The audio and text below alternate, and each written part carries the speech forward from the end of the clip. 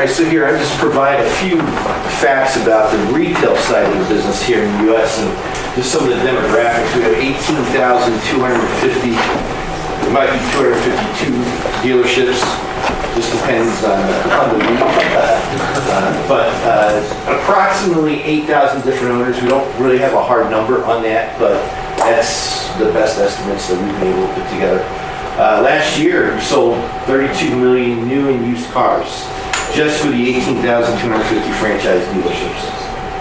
That does not include the independent used car dealers. So that's just those who are partnered with an OEM. I know yesterday we got the sales numbers for September in the U.S. and we were at an 18.5, 18.6 SAR, which is the seasonally annual adjusted rate, much higher than what it has been this year, mainly because of the hurricanes and the 2 hurricanes that we've had, and also I think we've seen some increasing incentives. Inventory has been bloated for the last several months in the U.S., so we've had several automakers ramp up their incentive spend to try to alleviate some of that inventory going into the fourth quarter and certainly into next year. I don't think that that's going to be a long-term play, at least the growth numbers from September. We may see that play out through the next 2 or 3 months, but I don't think we're going to see that go and continue the next year. We're projecting more of a flat to declining sales numbers over the next 3 years. We're just not seeing any data that shows that it's going to be otherwise. Cliff, on the incentives, which any OEMs in particular? Well, certainly Ford and General Motors and Toyota. I think they're all having to play this game. Some more than others, but and I haven't had the time to dig into the September numbers yet. But typically this past year it's been those players. Chrysler, FCA, Fiat Chrysler sales were way down, but that's because they cut back on their fleet sales. We also have, and it started last year, and it's going to continue for the next 3 to 4 years, a huge influx or return of off-lease vehicles. And that's going to create some challenges on the new car side, especially with pricing.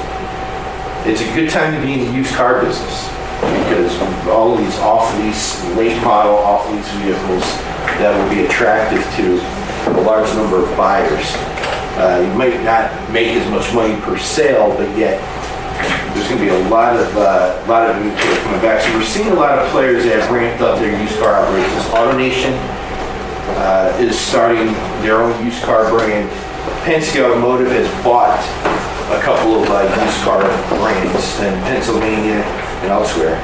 Well, they want to make sure that they're able to source the inventory, first of all, that's coming in, and they see it as a huge profit center for them. Used cars are very profitable for the new car dealers here in the States. So they're looking at it, get into they're going where the market is, essentially. So we have, and certainly you can see with CarMax, if you look at CarMax, you look at their stock numbers recently, they've been pretty strong. And that's part of the reason why is because they are in a very good position over the next 3 to 4 years. Okay. So. Okay. But we also have, and we'll get into this a little bit more, but there's some long-term questions about the future of the industry and specifically dealership viability, and I'll touch on that in a little bit. But the short-term trends that we've talked about a little bit, profitability is still holding strong on the OEM side, even though sales have been declining this year or plateauing. And it's because of consumer preference. There's a huge transition going on in our market from cars to trucks and SUVs. And the trucks and SUVs are much more profitable. And in fact, I think the share of the small car market, their share of market is now at 38%. And it's flip-flopped in the last couple of years. That is important because it gives the manufacturers a lot of wiggle room, financial wiggle room, to be able to do more on incentives. So as we see incentives going up, It's not a big problem because they're able to maintain profitability because the manufacturers still have more room to play because the vehicles they're selling are much more profitable. So the average transaction price there has been going up, but the growth rate is slowed. It's at $34,400, $34,500, right in that range. A few years ago, it was like $29,000. So we can see the change in the product mix is driving that, from cars to SUVs and trucks. We're dealing with this, the move to electric vehicles. General Motors yesterday announced that they're moving to all electric. Ford started laying out their plan.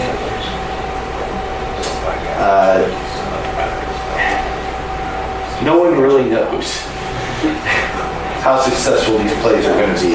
We just don't know. The consumer still is going to have a say.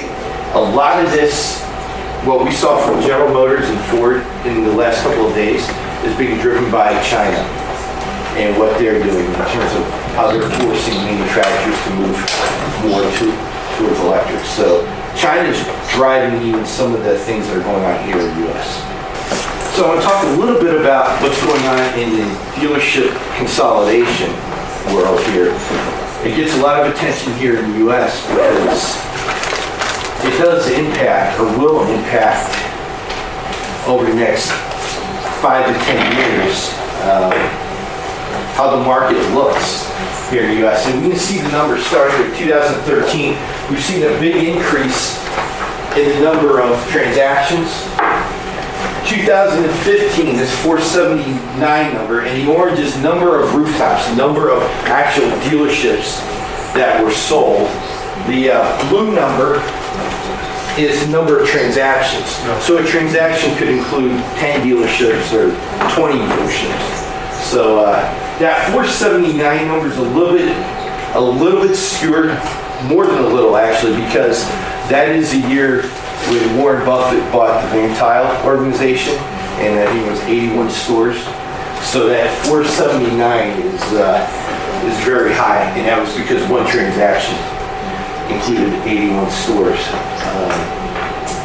But you can see how the trend has been going up, and actually down a little bit from 2015. This year, the numbers are tracking pretty flat, I think, with last year on the consolidation numbers. I haven't put together the third quarter numbers yet. The first quarter,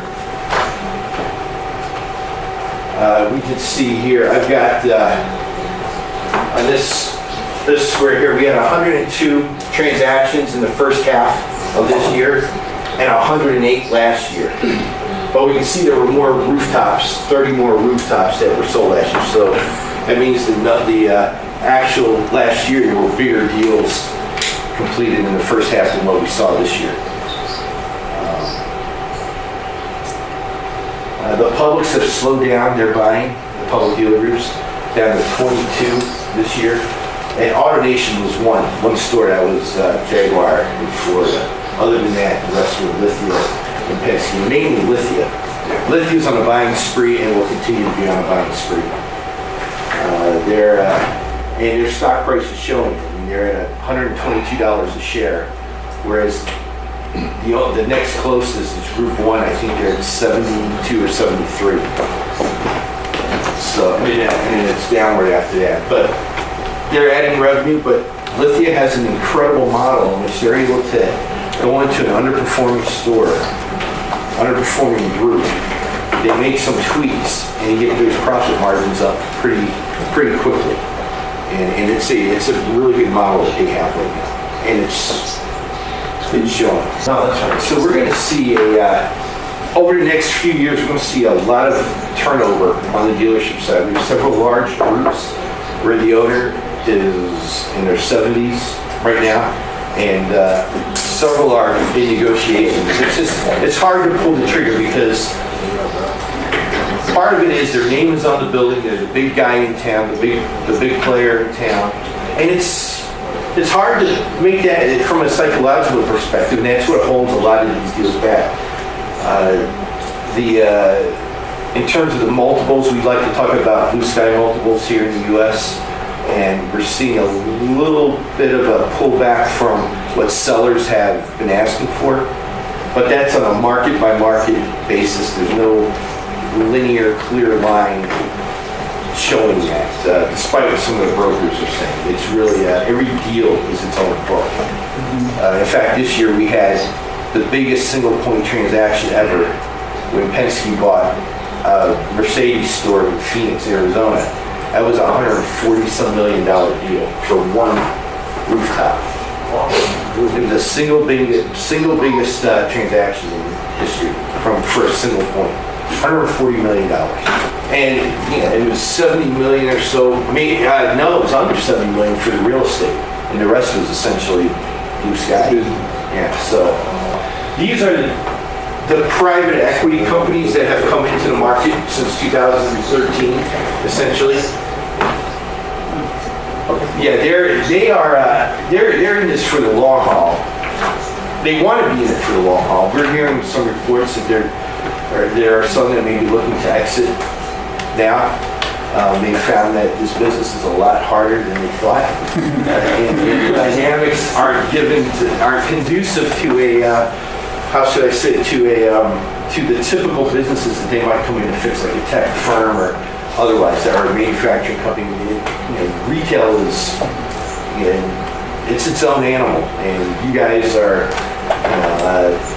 I think, some of the toughest entrepreneurs, toughest business people around, because it takes a lot of guts, it takes a lot of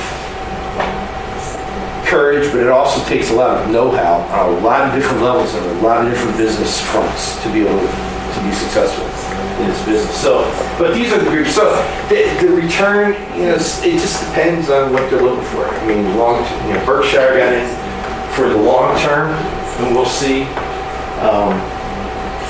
Soros, I mean, it wasn't a big investment for George Soros with the McClarty Group, but they've been good business partners for years, so they made an investment for the McClartys. McClarty is in Brazil. McClarty is in Brazil, and they're a long-time automotive family out of Little Rock, Arkansas. And Mac McClarty, who's the father, he was Bill Clinton's first White House chief of staff. So they're tied in. He has a global strategic consulting firm out of D.C. now, Washington, D.C. But they own dealerships in China. His two sons are running their own groups. And I think now there's 3 groups involved, and they have stores in Mexico and Brazil. So truly an international play for them. These are the ones, GPB Capital is a private investment firm out of New York, and they have a unique model. It's sort of a crowdfunding model. They have thousands of investors that are small. Someone like myself that might throw in $10,000 into a fund, and then you go out and buy dealerships in there. They've got quite a few now. They're getting ready to close on a big one in the Northeast. 26 stores, I think.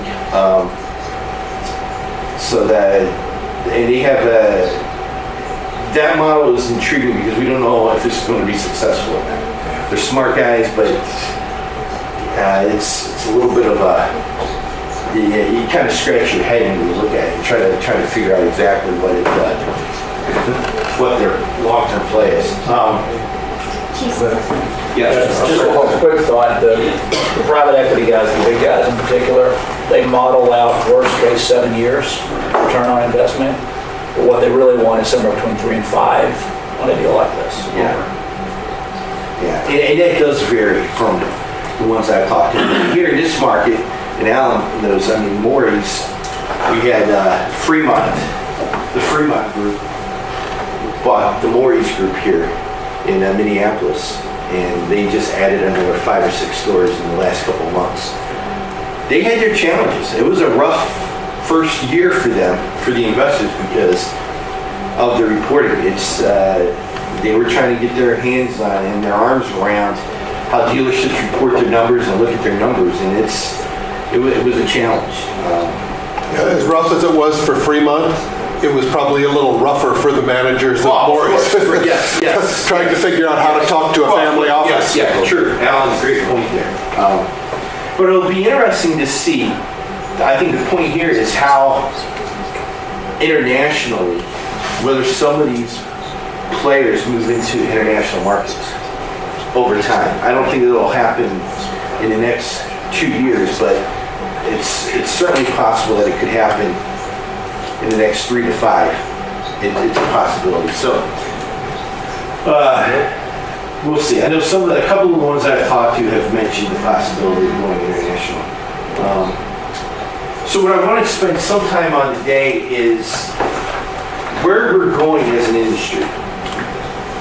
And I look at it right now, I kind of would describe it as being in no man's land.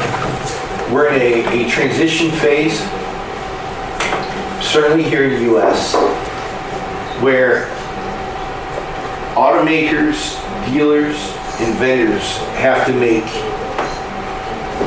big financial bets on strategic direction.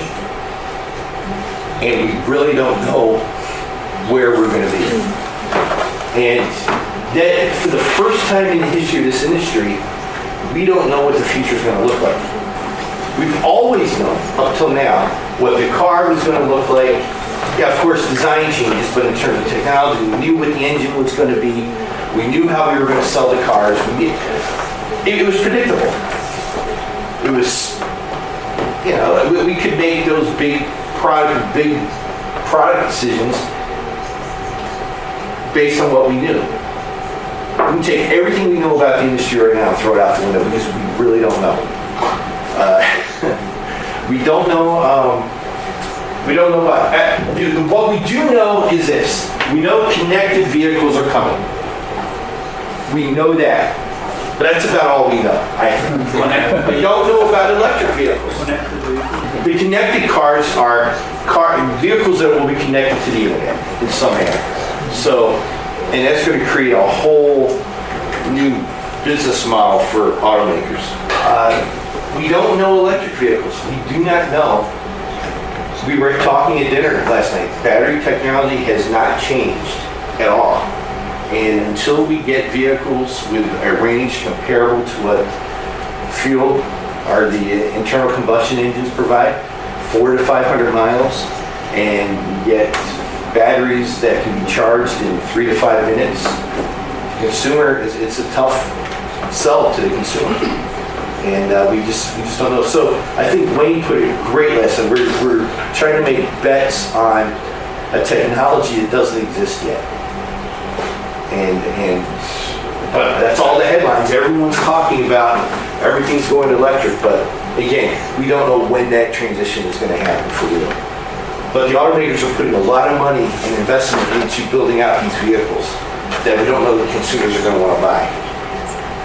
Autonomous vehicles, vehicles that are self-driving, I'm skeptical. The people I know who are developing this technology, and it's based on artificial intelligence, and there's so many unknowns right now. So many unknowns. I think in 10 years we're going to be, maybe even 20 years, we're going to be writing about the autonomous era that never was. I mean, we might see very niche plays on fleet and some urban transportation applications, but in terms of mass adoption on the consumer side, it's hard to see how we're going to be there in the time frame that some of the analysts or some of these investors are talking about, 5 to 10 years. And we don't know, really, we don't know who the players are going to be. Is the dealer model going to survive some of the transition? What will the dealer model look like? I have an opinion, but everyone, others have equally strong opinions that are opposite of mine. I'd be curious what your opinion is. Share your opinion, yeah. I will, as we get. So, the Tesla, we'll know next year, by the end of 2018, whether Tesla's a successful automaker or not. The Model 3, Everything hinges on the Model 3. We don't know about the traditional automakers.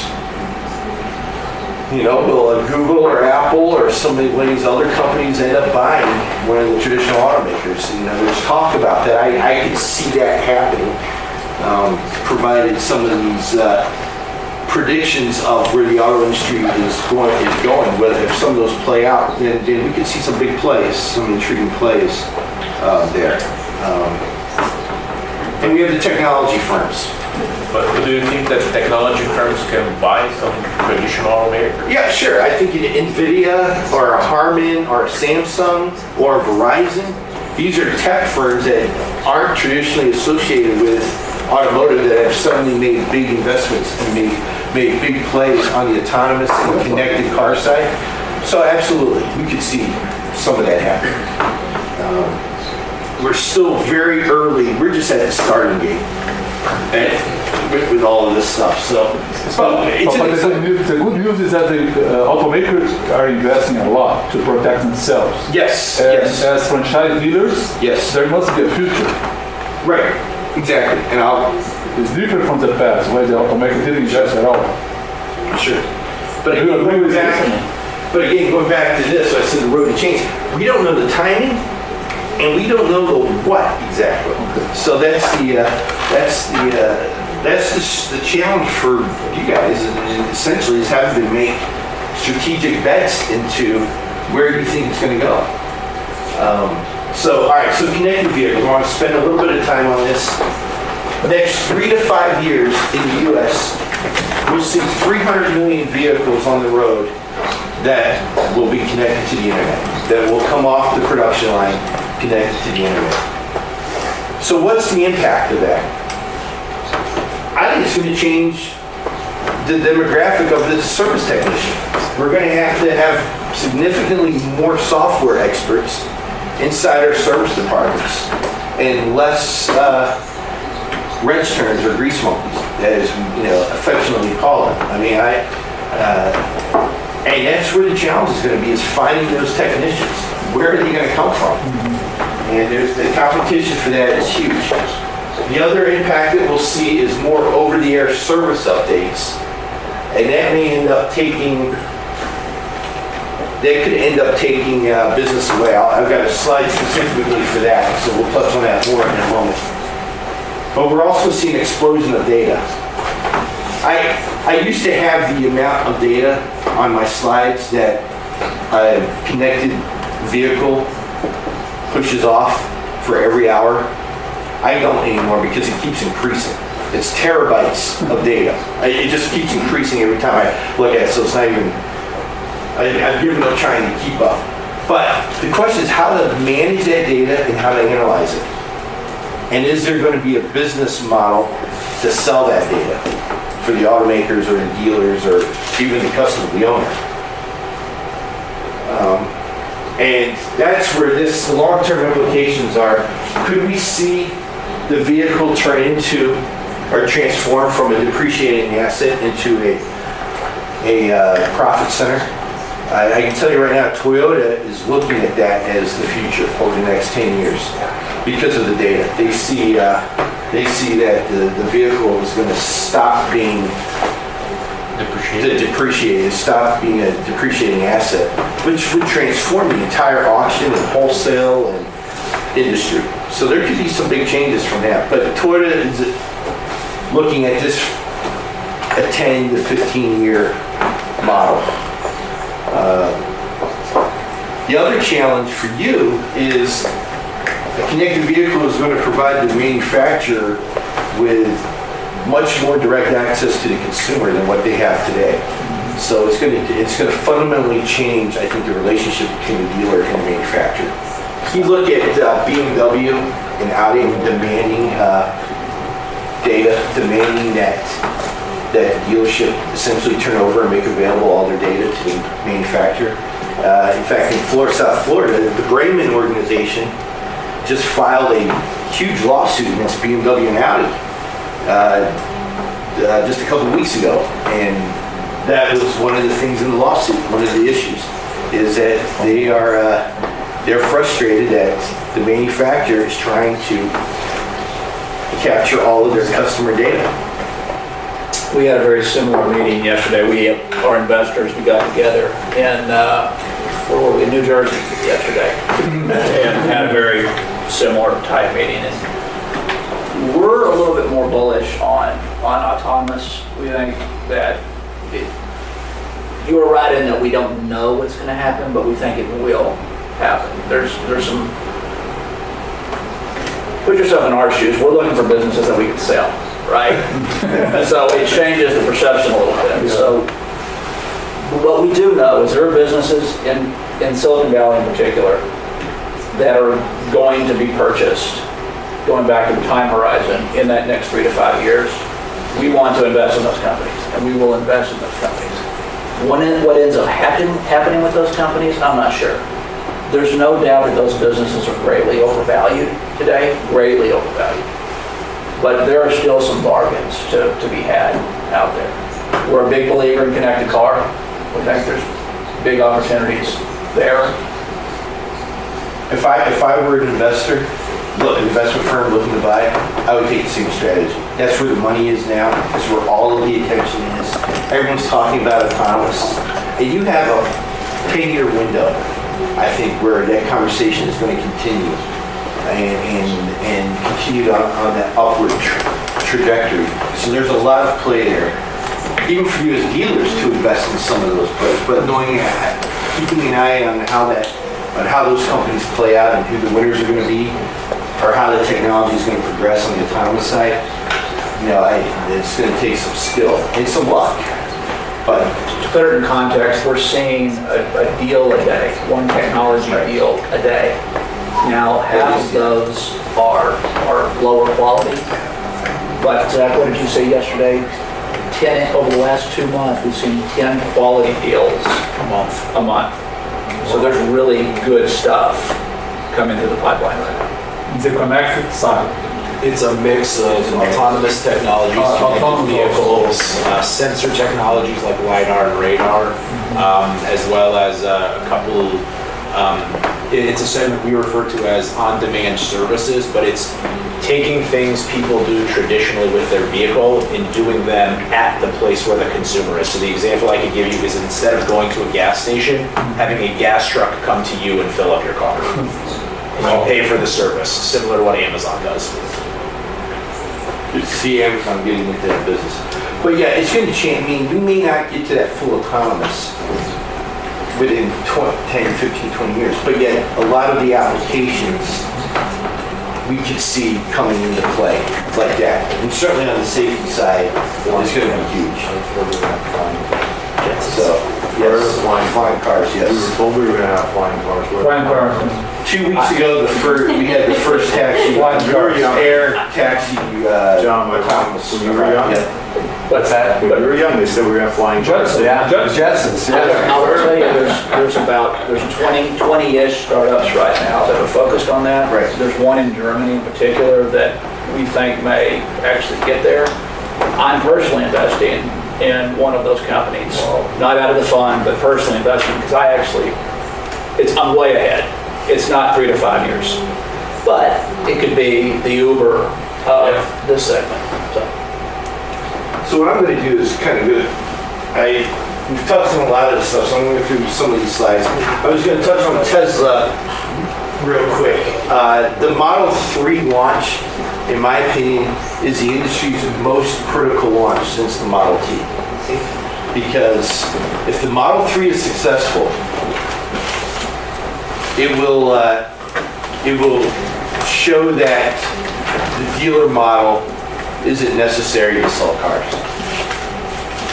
And it will show that consumers are ready to buy electric. However, if it's not successful, it's going to delay some of those changes. And it'll take the wind out of some of these company sales who are looking to upend or do away with the dealer model. I frankly don't think it's going to be successful, the Model 3.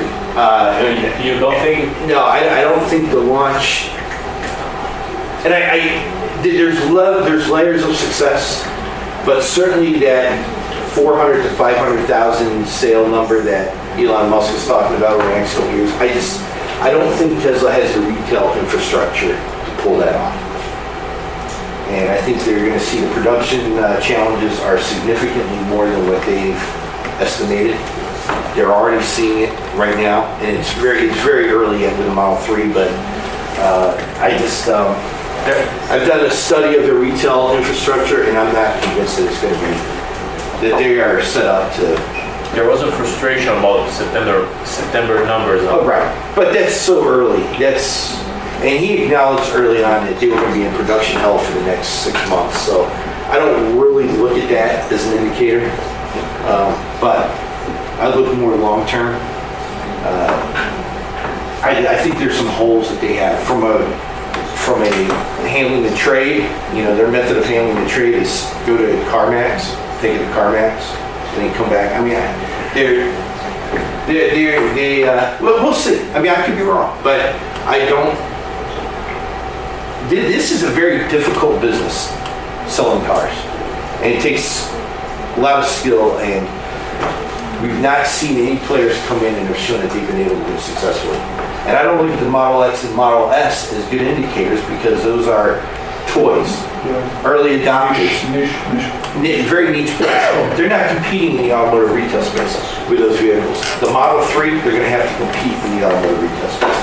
And not just with electric, they're going to be competing with the Honda Fit, the Ford Fusion. They're going to be competing with other cars that are much lower priced and equally as good. So, Berkshire Hathaway, Buffett bought 80-some stores, 29 of which are in Texas. And in March of this year, Tesla figured out that Berkshire was likely violating state franchise laws because Berkshire owns an RV manufacturer in Indiana. So they are manufacturing a vehicle with 4 wheels. Doesn't matter what the vehicle is.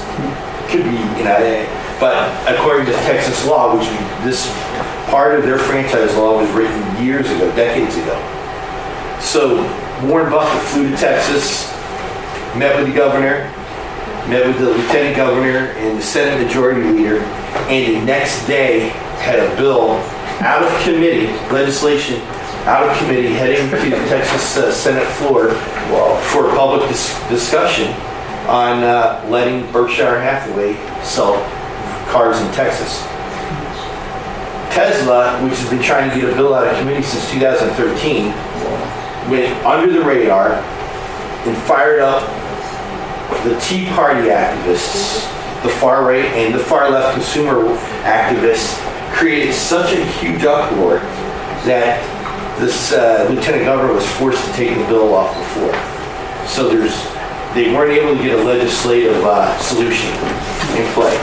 Texas legislature meets every other year, January to May, every other year. So it won't come back up until January 2019. They've tried some other avenues. They've been shut down on every front legally. They're going before the state administrative court in Texas. I don't know if there's a hearing scheduled yet or not, but they've appealed to that court. But the court likely is not going to rule in their favor because every ruling body in Texas has determined that they are in violation. In fact, the Texas Motor Vehicle Board has recommended that they pull all of the dealer licenses from Berkshire, from all 29 stores, and also fine them. So, Texas, here in the U.S., is probably the most vocal state, with an anti-Tesla state in the U.S. It's Texas and Michigan. And the Texas Dealers Association has been driving the anti-Tesla movement and has kept these bills out of, from reaching the Senate floor. I have said, and I have told Berkshire this, the only way a legislative solution gets done is if it includes Tesla selling cars in Texas. Otherwise, Berkshire is going to have to hope for a legal miracle from the state administrative court, or they're going to have to sell their stores in Texas, 29 stores. And I don't think the Texas Dealers Association really cares because those stores aren't going anywhere. Someone's going to own them. They're well run. They'll continue to be well run, and they're profitable. So they don't care who owns them. They're not going anywhere. So they have no loyalty to Berkshire to be able to play the game. So we'll see that. Those are some of the things. And in Michigan with Tesla, we also have a lawsuit, a federal lawsuit that Tesla filed against the Michigan state legislature and governor.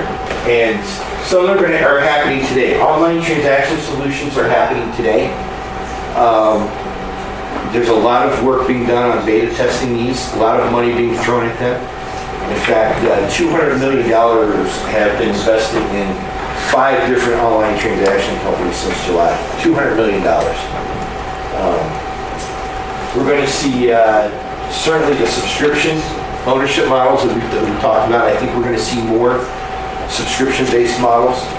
I personally like that model, but how the dealer is able to make that work profitably is going to be the question. We're going to see a lot of failures, a lot of stops and starts, because we're in the early phase, the early stage here for this. But these are things that where all of the investment money is going into.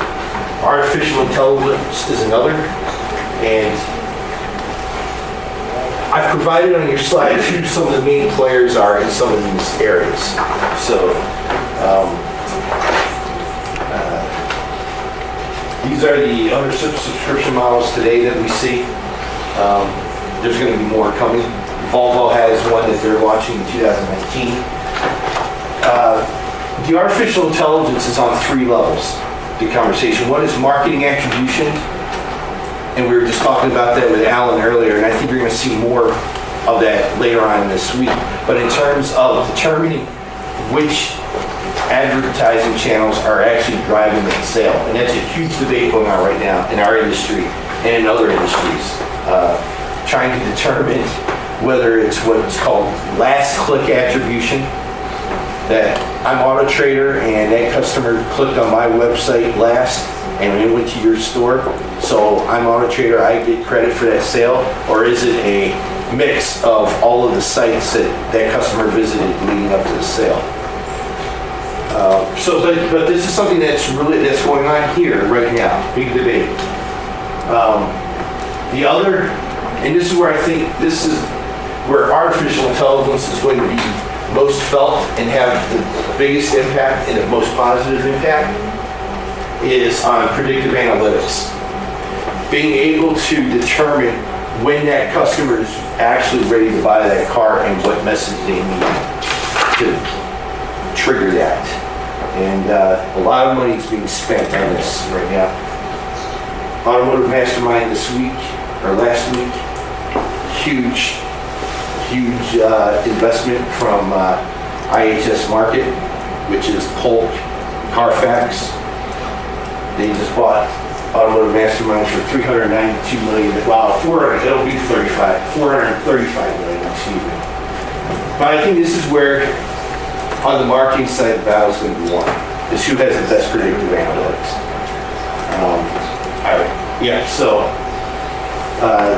I've got some of the others. We can talk about some of the other stuff this week.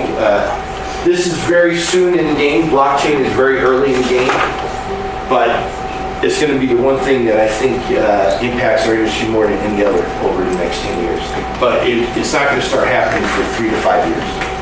So, but I'm being told that my time is up. And Cliff will be here for the I will next be 2 here, days, yes. so So you can talk to we him can about all discuss these more. things in Yeah. the debate. Yes. Do we have time for questions? No? Yeah.